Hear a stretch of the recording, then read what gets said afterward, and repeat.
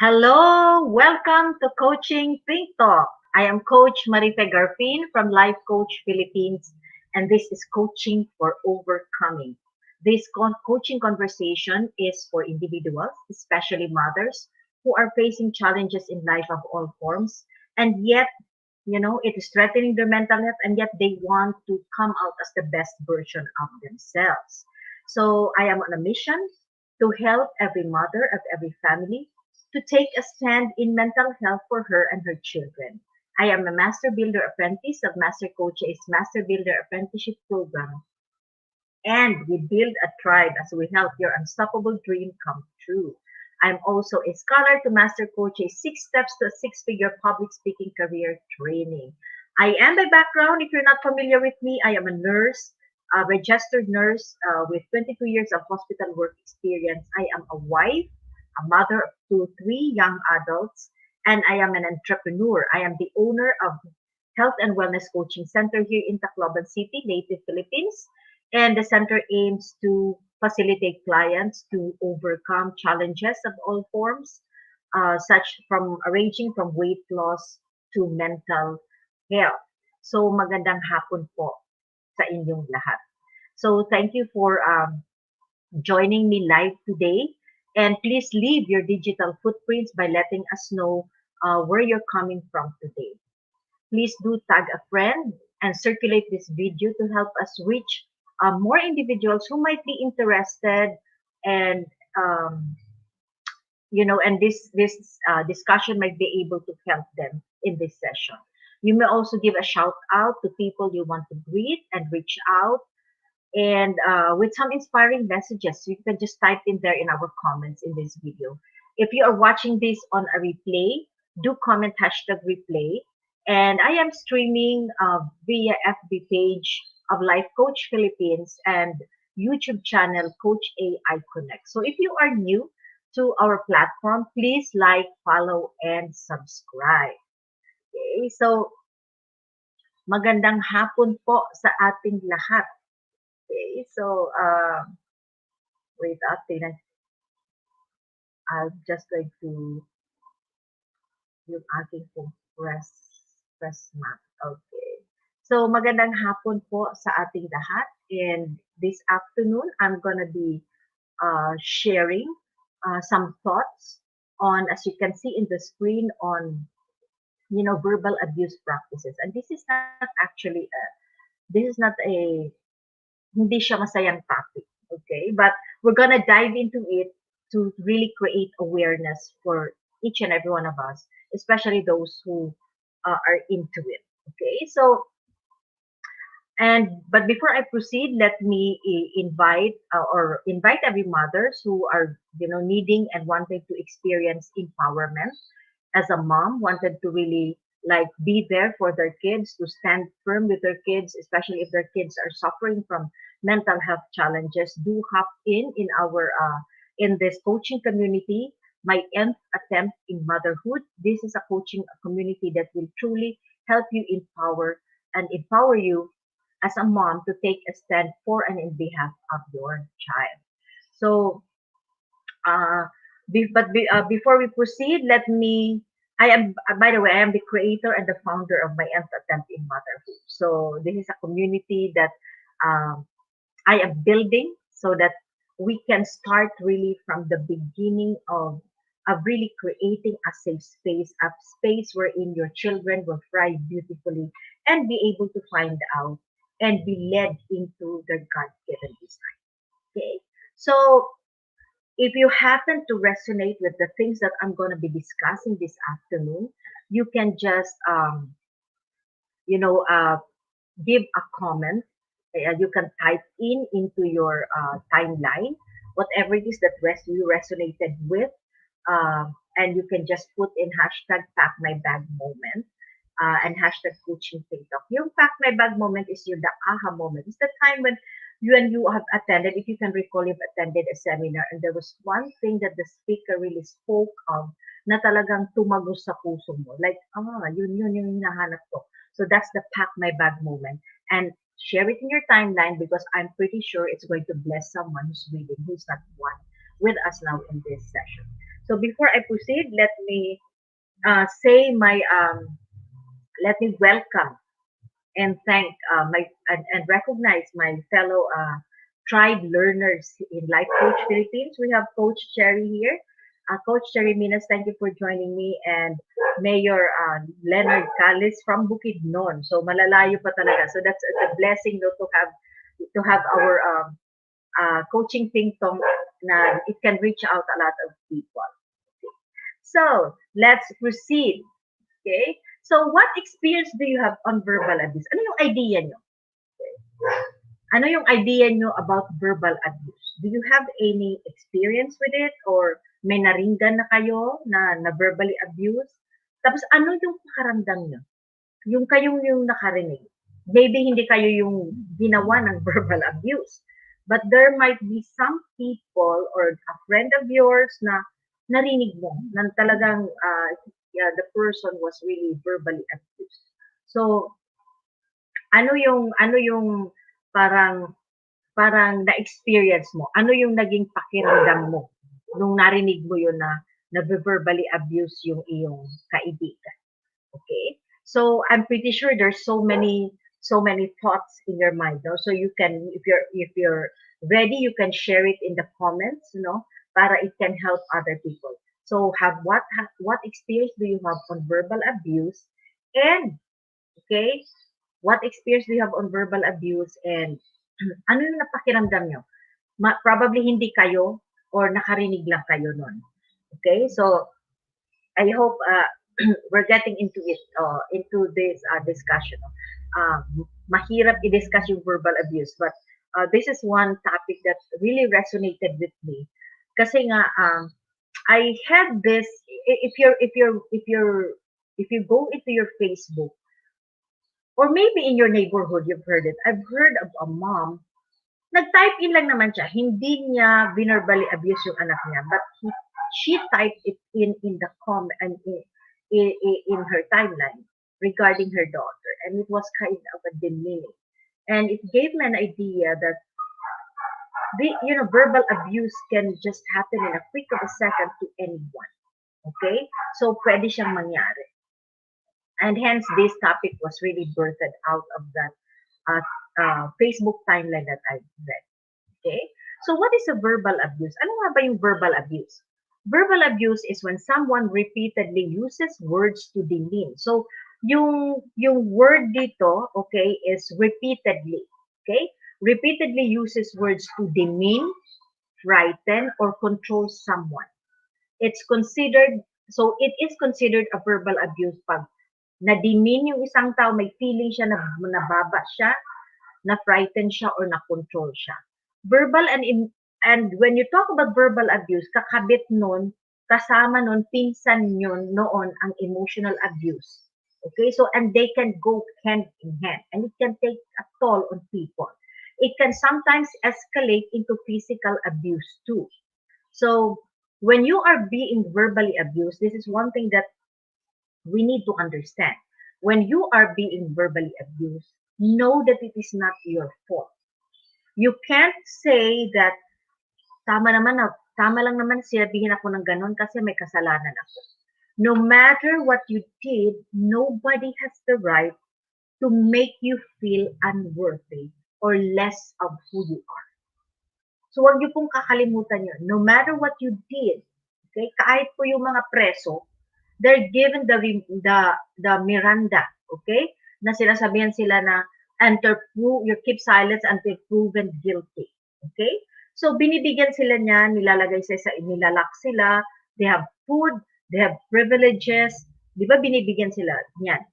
So how much more ikaw na malaya, okay? And maybe you have spoken out your opinion and nagalit yung isang tao na trigger, but no one has the right, okay, to verbally abuse you, okay, and to make you feel less of your worth.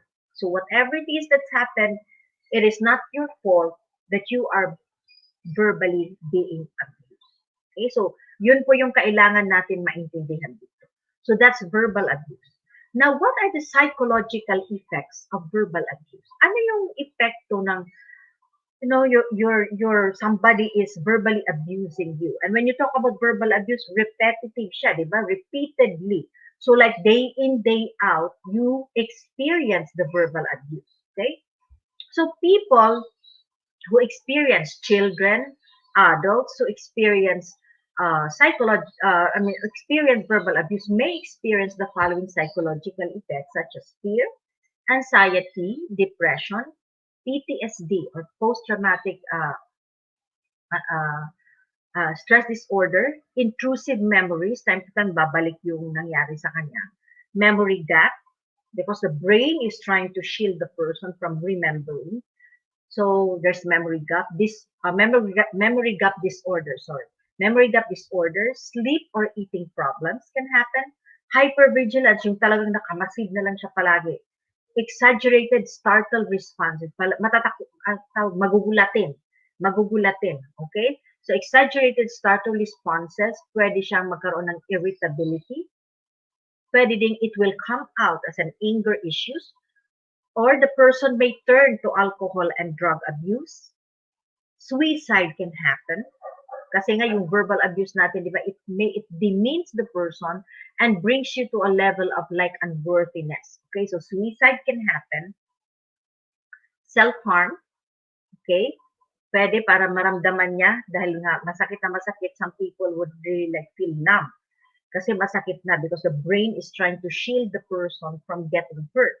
So, pwede siyang mag-self-harm and may develop assaultive behavior.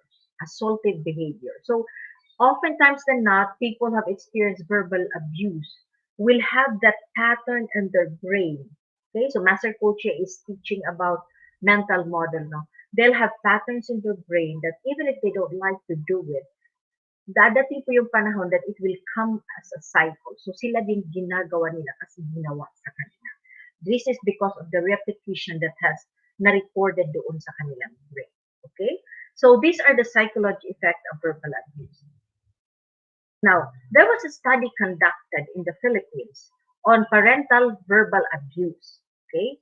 So this is a culture-specific coping behavior of college students in the Philippines. So kinandak ito dito sa Philippines, and there were and the result was I think 294 males and females were subjected to the study, and it came out na yung behavior nila na lumabas to cope up with the verbal abuse was silence.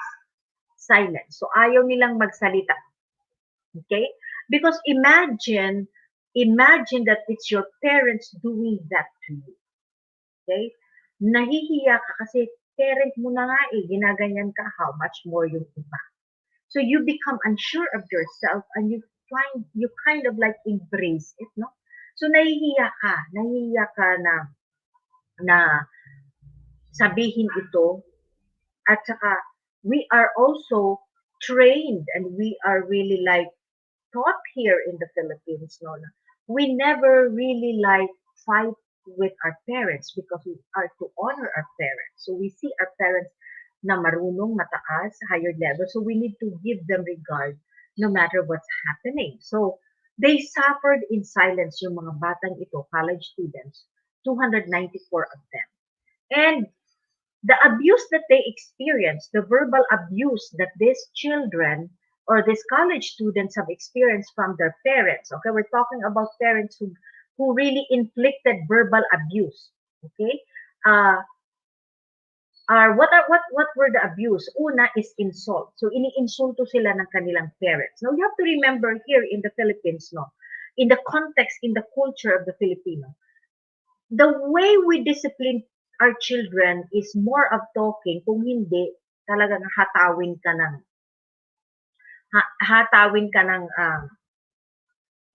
like sinturon or tsinelas or ano ba yung ginagamit. Hello, Coach Ann. Thank you for joining us. And Coach Tin De Hoya, thank you for joining me. So, insults. Yun yung sinasabi na like, bobo ka, yun, matanga ka, hindi mo ito ginagawa. So, those are the abuse that in the study that this study was conducted, ito yung mga verbal abuse na na-experience ng 294 college students. So, The form was insults, threats.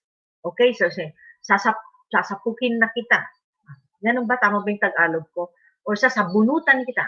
Okay, or, all these things. All these things can happen. Okay, threats and swear.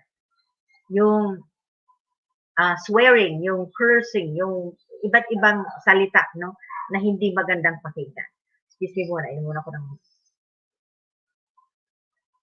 So these are the types of parental abuse that has been noted here in the Philippines. So dito sa kultura natin, ito yung lumabas doon sa study. The children, or not the children, but the young adults, 294 of them suffered in silence. Hindi sila magsalita kasi nga parents sila yung nag-abuse sa kanila.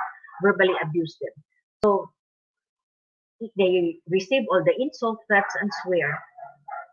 And they just, kept it upon themselves. And we do not know what's going to happen because we have discussed earlier the psychological impact that may happen to fear, anxiety, and everything. Now,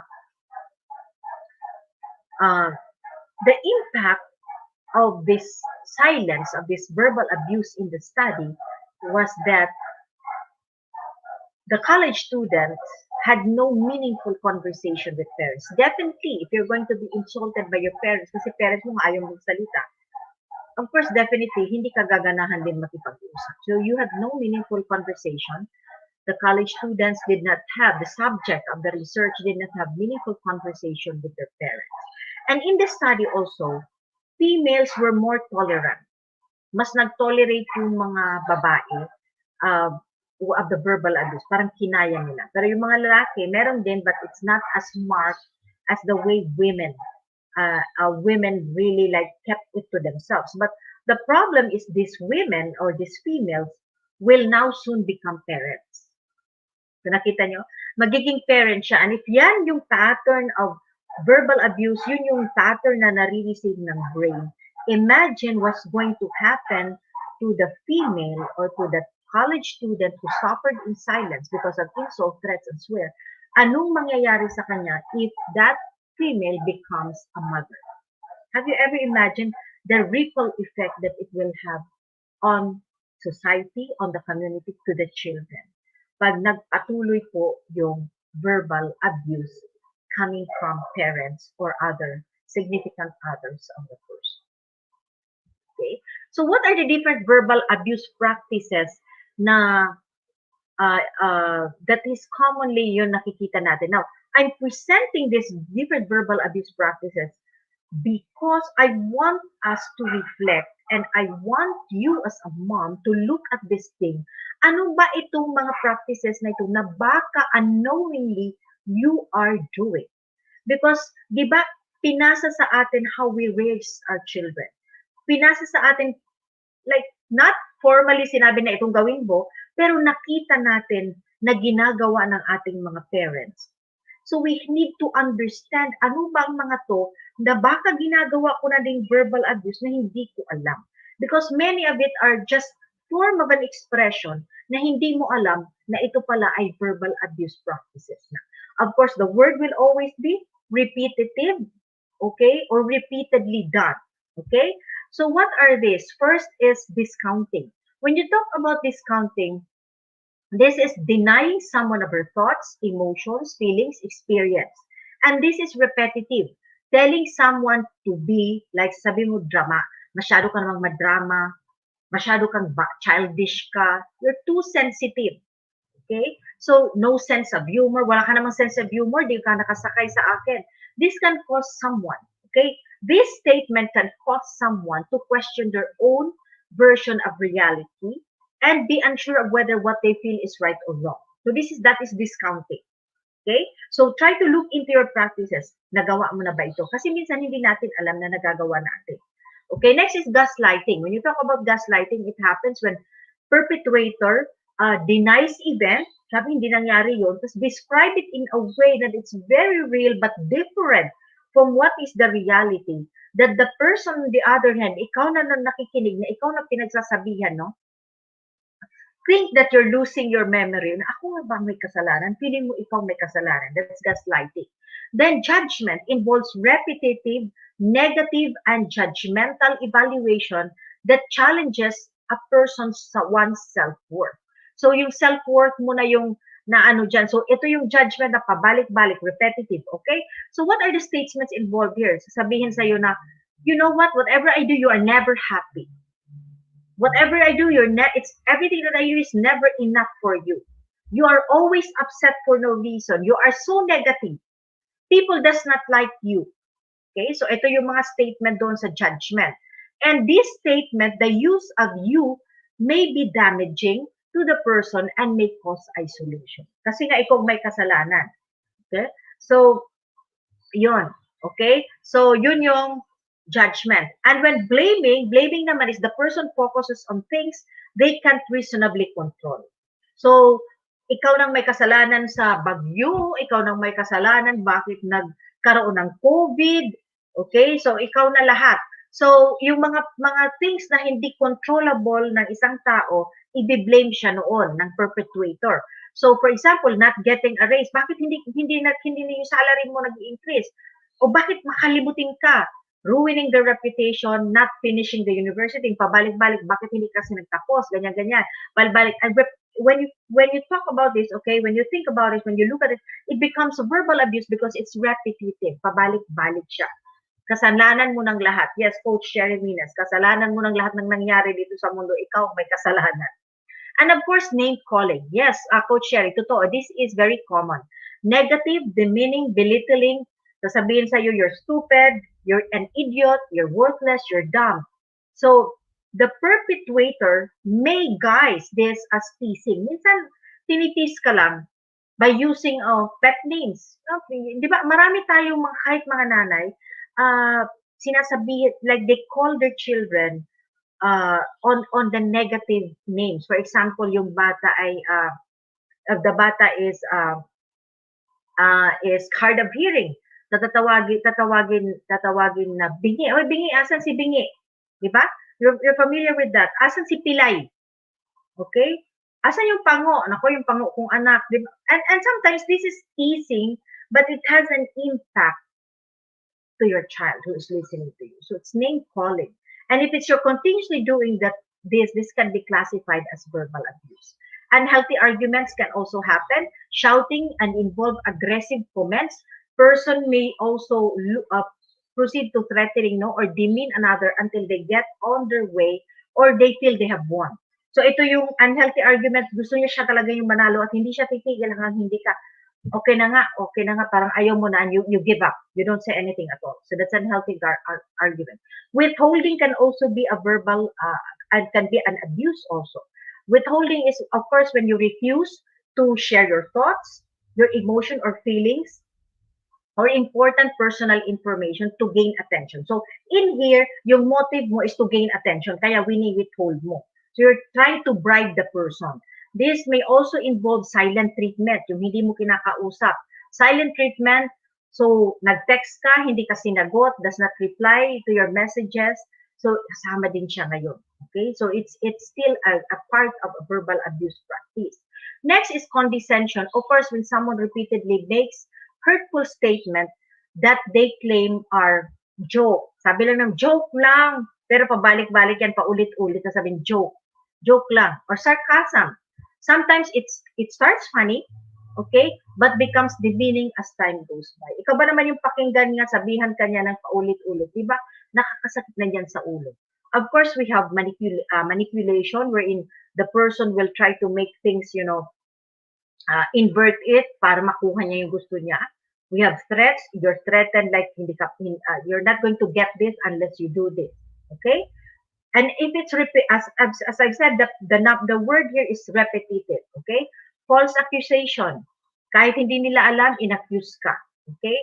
Trivializing and undermining, pabalik-balik. Kasi nung unang araw, ganyan-ganyan, yung ginawa mo, pabalik-balik, history. Okay? And if it's continuous, again, it becomes a verbal abuse. You have denial or justification, hindi niya ginawa kasi may mga rason, pabalik-balik yan. And of course, you have the circular arguments. Yeah, joke, yes, coach, and joke na nakakasakit, which is once you are already, pag masakit na yan, okay, it is already causing you to feel less of you. That's already papasok na siya sa category of a verbal abuse. And of course, we have circular arguments, yung pabalik-balik, like hindi na kayo talaga napunta sa ending, yun lang, pabalik-balik, yung argument. And it's that becomes already a verbal abuse.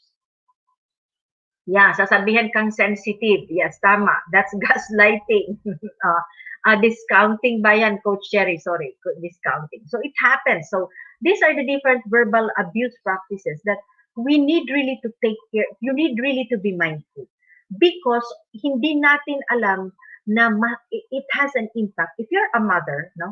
If you're a mother and you say all these words, kahit po ano yung ginawa ng anak mo, even if your child you feel like disrespected.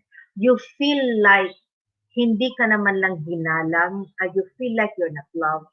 We as a mom have no right to demean our children in any way, kahit yan sa harapan, kahit sa Facebook. You cannot demean your child, belittle your child, say something bad in your timeline because you're angry with your child. You cannot get back those words. Hindi mo po mapabalik yun. And it will cause so much in your relationship with your kids.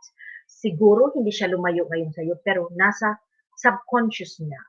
And ang mangyayari nun, sooner or later, lalabas siya, if not to you, because the child will suffer in silence. As the study says, hindi na lang nasasalita mga bata, but they can pass it on to their children. Doon po sa ating mga apo. Okay? So this is something that we need to really understand. Because many of it, hindi natin alam, ginagawa natin kasi nasaktan. But we have to be mindful of every words that we will speak. You have to remember our words are powerful. What comes out, okay? What comes out has been processed by the brain. So nasasaktan tayo kahit hindi natin ngayon nakikita yan, no? Nasasaktan tayo, tapos paglabas, so nasaktan mo yung tao na kaharap mo. So be very mindful that you are not into these verbal abuse practices because it will hurt ultimately your relationship with the kids, with your children, or the people around you. Because words are powerful. Totoo yan, Coach Cherry. It's powerful because you know what? We are created in the image of God. And when God created the world, di ba, He simply spoke. Sabi niya, let there be light.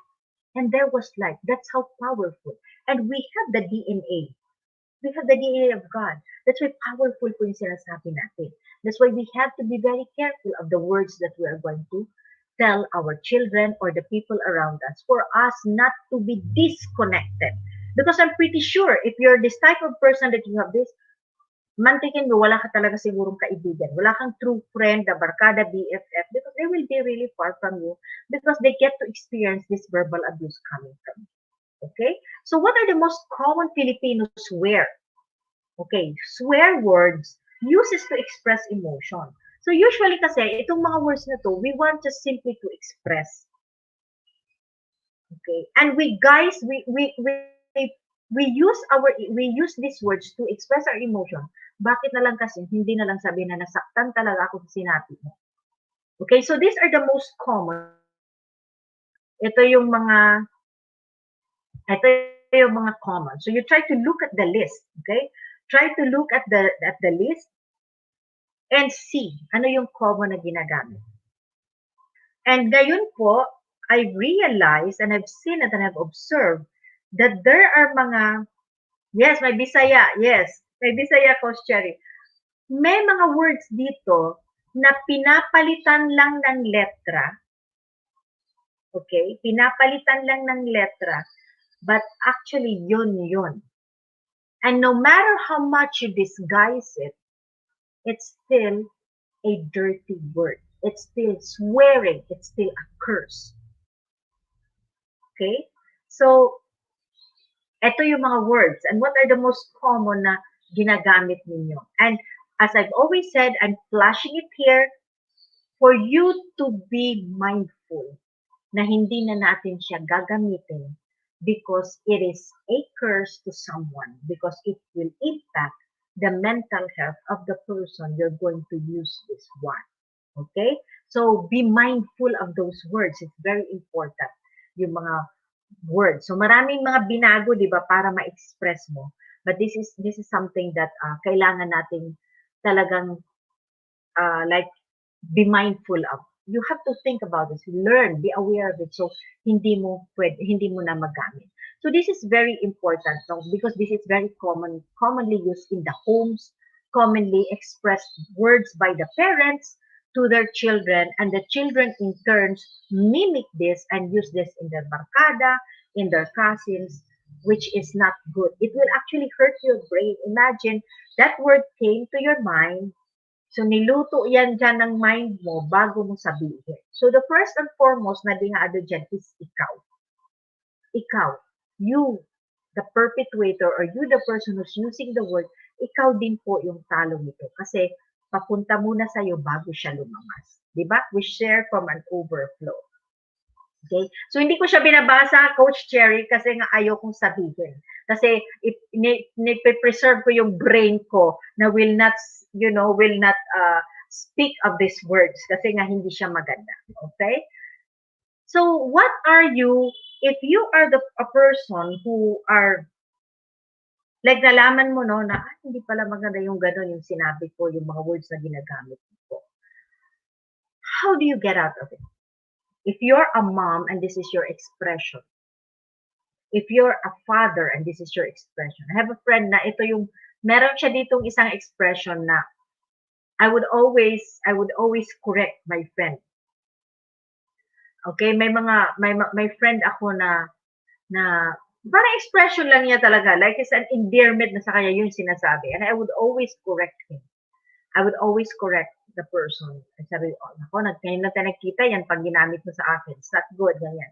So, hindi naman siya nagalit. I'm very thankful to her because there was one time I did not correct her, and she just reminded me, and she said, you correct me. I need to be corrected. And that's a beautiful act, no? That's a beautiful heart that says, I can be corrected. So if you're a mom using this languages, using this word as a form of an expression, know that it hurts you more than it hurts the kids. But eventually, ito yung magiging legacy mo. And it's not a good legacy. Yun yung mamamana ng anak mo. So how do you get out? If you're the perpetuator, if you used to practice, if you used to say these things, how do you overcome this verbal abuse practices? Okay. So, if you are willing to change and you're a perpetuator, you like to speak about it, the first thing to do is acknowledge. Acknowledge. Because you can change someone who doesn't see an issue with their actions. Hindi po mababago kung hindi ka willing to change. Change is very important.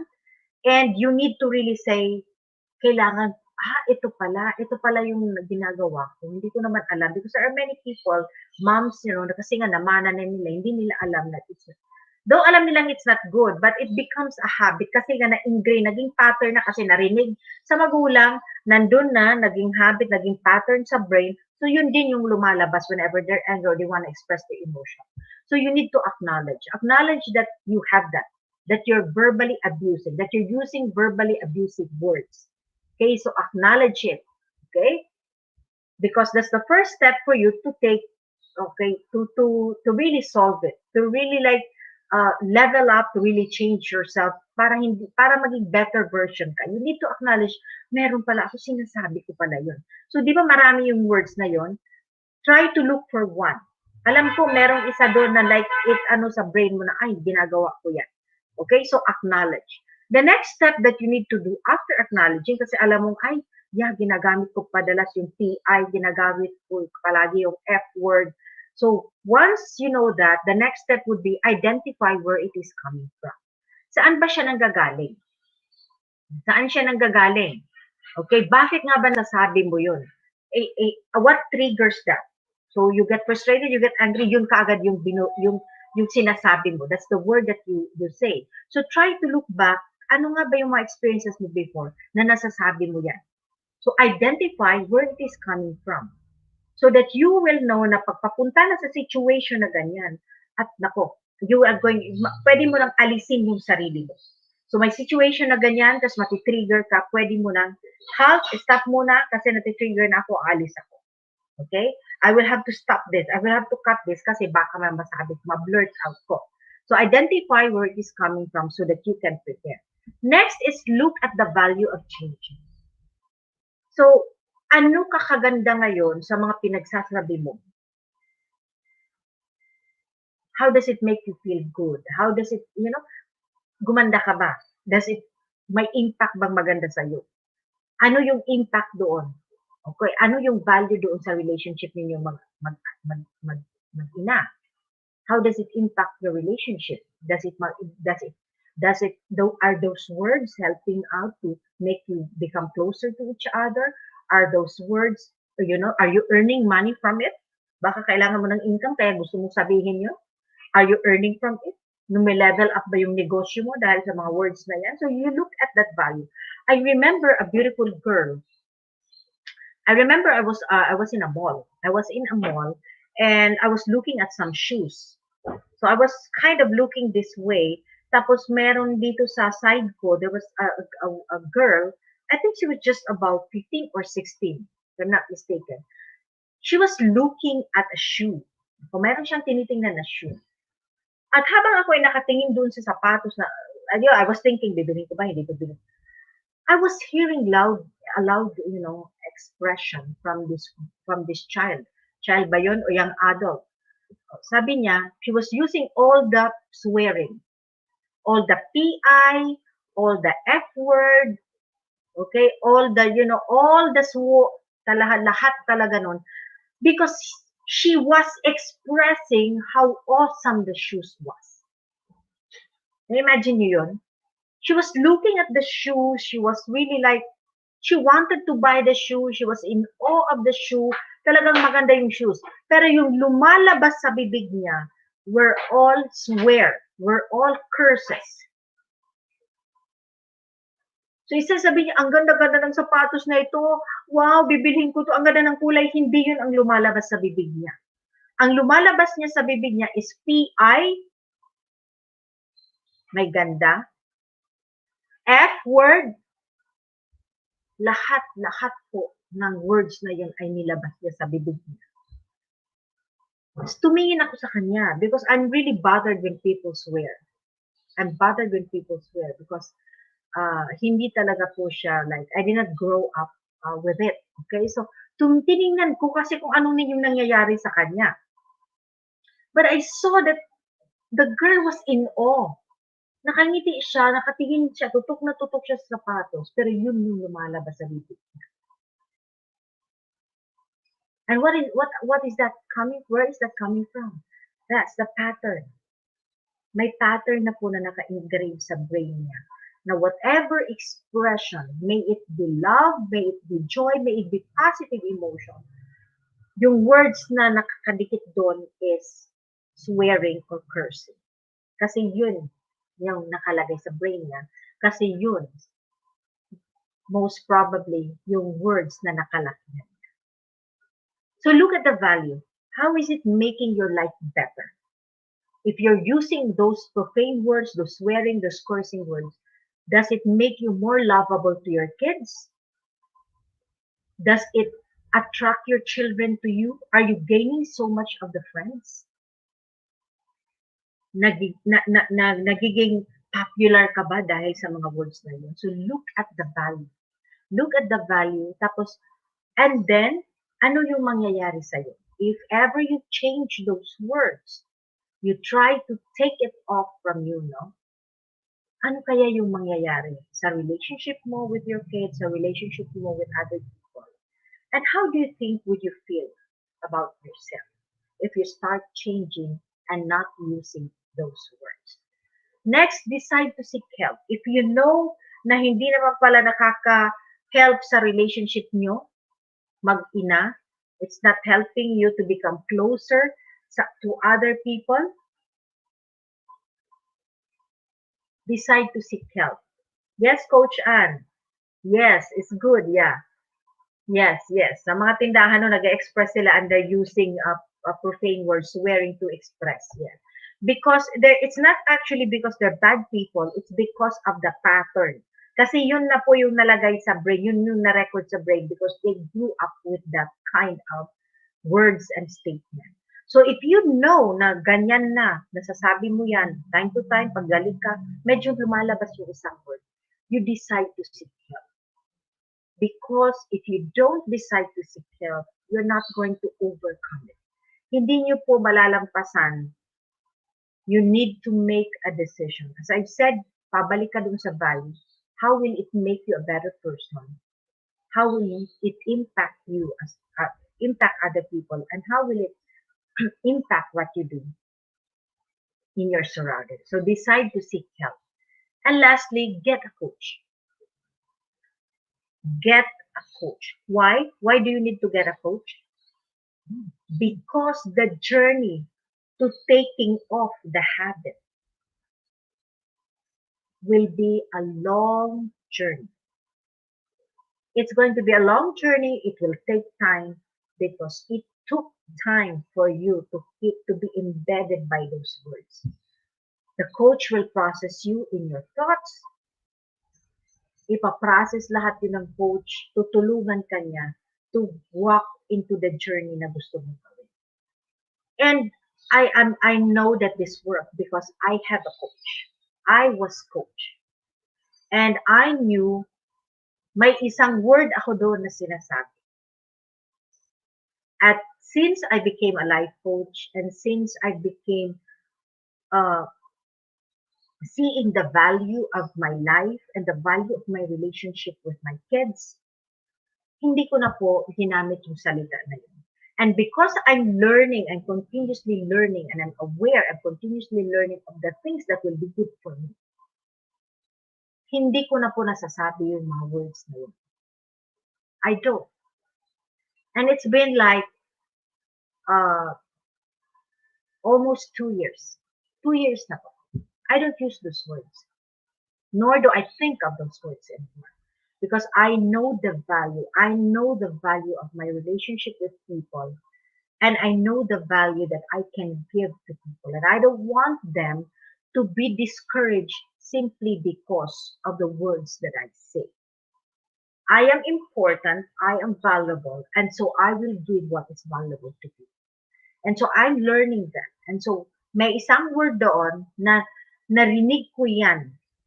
Narinig ko yan sa nanay ko, which I have not spoken now because I am fully aware that it's not going to help me, it's not going to help my kids. But all of this came to be because I went into the coaching process. Coaching will empower you, coaching will allow you to see a bigger perspective and will truly like fill you up with only the good stuff. At ang good stuff na yun ang lalabas so that you can impact other people. And I'm pretty sure when you're doing that, you're also leveling up yourself, you're leveling up your life, you're leveling up your relationship with others. So those are the 5 things that you need. Acknowledge that you have that time to time you have that verbal abuse, nagagamit mo minsan yung mga swear curse words na yan. Identify where it's coming from, look at the value of changing. You need to decide to seek help, and of course you need to get a coach so that ma-start na po yung journey nyo papunta to the better version of you, which you should be excited about. Kasi pag nag-journey ka towards a better version of you, you get to discover your talents, your skill, and nag-level up po yung confidence level nyo that pag humaharap kayo sa tao, you know, you feel you're worthy, so you can give the best of who you are to others. Okay? So, sabi na nga ni Coach Joyce Mayer, you can suffer the pain of change. Masakit yung magbago, no? Yung sasabihan ka talaga na mali yung ginawa mo to realize all this, ang sakit-sakit. Okay? I did have that. Grabe yung pain ko. Regrets, reality, when I came to realize mga guilt feeling. But, you suffer if you don't want to change, you suffer remaining the way you are. So, sometimes we feel like it's your comfort. Are you truly comfortable with who you are right now? With what is happening in your life? Totoo bang comfortable ka? Or you're doing it because yun lang yung alam mo at takot kang mag-step forward. But you have to remember, the pain is worth The pain will be worth it when you start, getting out of your old you to become a better person, because it can really be so fulfilling that hindi mo na like you cannot hold anymore the blessing of joy and peace in your heart if you start changing. So Joyce Mesa, you can suffer the pain of change kasi nga masakit, kasi nga magbabago ka, sasabihan ka na mali nga yung ginawa mo. You realize mali yung ginawa mo, so you suffer or you have the pain, but you are suffering more when you remain the way you are. So look at your life now. Are you okay with what you're having? Or there's still dreams that you have? And you're just simply afraid to risk to step forward na baguhin yung sarili mo. Ayaw mo dun, kasi yan yung nakalakihan mo, yun yung mga verbal abuse, yun yung nakalakihan mo. But it is painful to acknowledge that at the end of the day, the fruit that you will reap is peace of mind and joy in your heart. So Psalms 1:1-3 says, "Blessed is the man that walk not in the counsel of the ungodly, nor standeth in the way of sinners, nor sitteth in the seat of the scornful, but his delight is in the law of the Lord." God doesn't want us to speak profanity.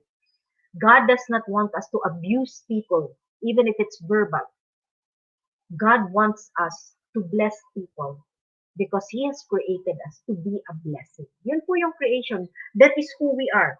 We are created with a gift. Tapos yung gift natin na yun, isi-share natin to other people. It will bless them. Ang gift naman ng ibang tao, ibibigay din sa'yo to bless you.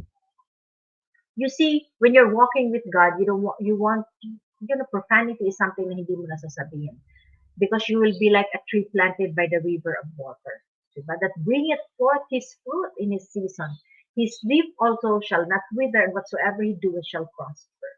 When you start changing, when you start, honoring God by the words that you speak and the decisions that you do, He will actually never leave you. He will bless the fruit of your hand.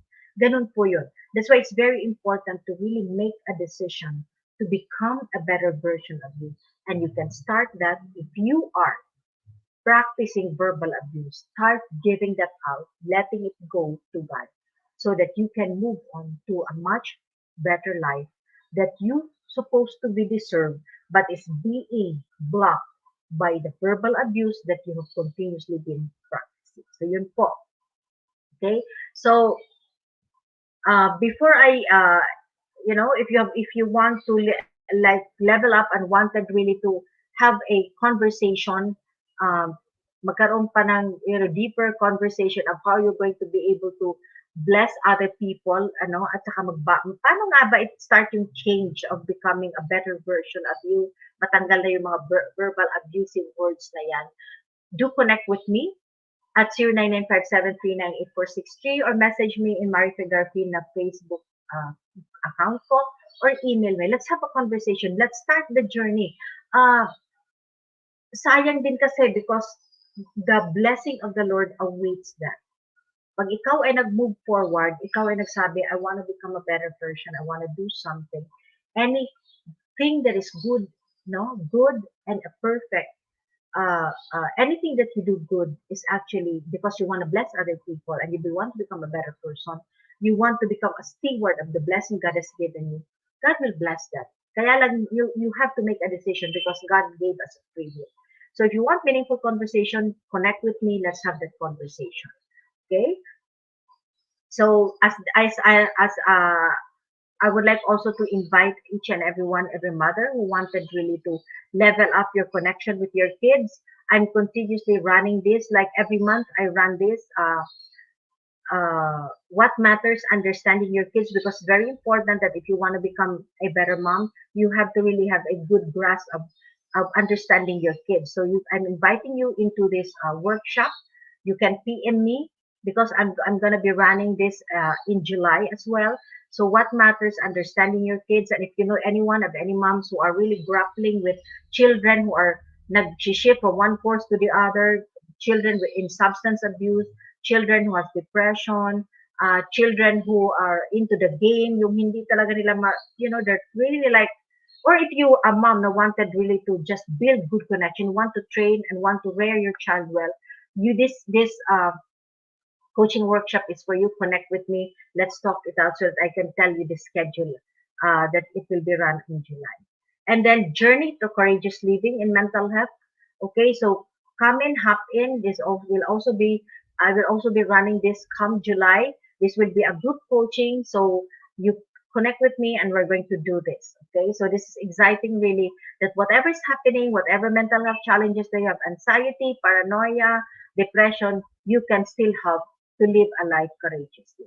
And then, of course, yung mga emotional, you like, if you have been into like continuous verbal abuse, I believe the pattern is here, the pain is here. So this would be a good program to take, emotional rehab. I took this program because it will free you. It will free you from the baggages of the past. Uh, Sabi nga dito, rehabilitation. So, nare-rehabilitate ka. So, this is healing from emotional trauma, breakups, and betrayal. This is a good program. If you're interested to level up, talagang mag-heal ka na, just hop in, no? Connect with me. I will journey you through emotional rehab. And then, as I end this conversation, let me invite you to be part of what we're doing as an organization of professional certified life coaches. Okay? Do join us for another coaching conversation later with Coach Maureen for coaching for single living at 4 p.m. Yung kanyang discussion would always be centered on living single life. No. It's not the same topic, but it will be coaching for single living. So yun po, which Coach Maureen, if you have single friends, invite them at 4 p.m. in Life Coach Philippines pa rin po. Okay, so I would like also to invite you to the Be Learning Society. This is uh, this is really truly a wonderful learning. When you get the e-card, this is the Be Learning e-card, you can come into the Be Learning Society, become a member by buying the e-card. The e-card is inclusive of 5% discount of any food and beverage that we are going to order from Big Cup Coffee Republic, or and not or and you have a free attendance to the masterclass, mental model masterclass by Master Coach A. We're going to have another one, kasi every third Saturday of the month ito, we're going to have another session with Master Coach A on mental model barbell this coming June 19. I'm so excited with that to learn. Kasi po, dito maintindihan natin bakit ganun yung the way the person thinks. So pag alam mo na, ganito pala yung ginagamit niya, ganito pala yung the way the person thinks, you're able also to give the appropriate response and reaction to the person. So it nakakaigi siya and it will help you in your relationship. So free mental model masterclass, and then a 90-minute coaching session with senior coaches. Ito po yung freebie ng Be Learning e-card. Pag ito po ay pumasok kayo sa Be Learning Society. So if you're interested to join us and level up really your learning, kasi po, pag, I always say this, when you're learning, you're growing, you become, your confidence level goes up and you can do things. Hindi ka nalilimit kasi pag hindi ka nag-grow, you're fearful, you're anxious, ganun po yung nangyayari. Okay, so do connect with Coach Rizal at 0917-586-1661, or you can connect with me at 0995739846. Okay, so be part, June 19 na po. So join in. And then let me invite you also to Master Coach is Proactively Co-Create Life Certification Program. This is a comprehensive approach to learning and mastering life coaching as an active process of creating a new path to achieving results in life, so that success is inevitable in every coaching relationship. This is really, amazing program when you want to be certified, you want to professionalize, and you will become talaga a life coach. This is truly amazing, far, far, really like level up talaga. So you come out, if you go into Proactively Co-Create, you come out really like prepared na talaga alam mo yung gagawin mo with your clients. Talagang alam mo talagang mag-coaching. Okay, so do hop in. It includes a 21-day web learning, a 3-day live coaching bootcamp, and a 3-day live business bootcamp with senior coaching team. So there are many inclusive 7-586-1661 to discover the opportunities waiting for you in this profession. So hop in, get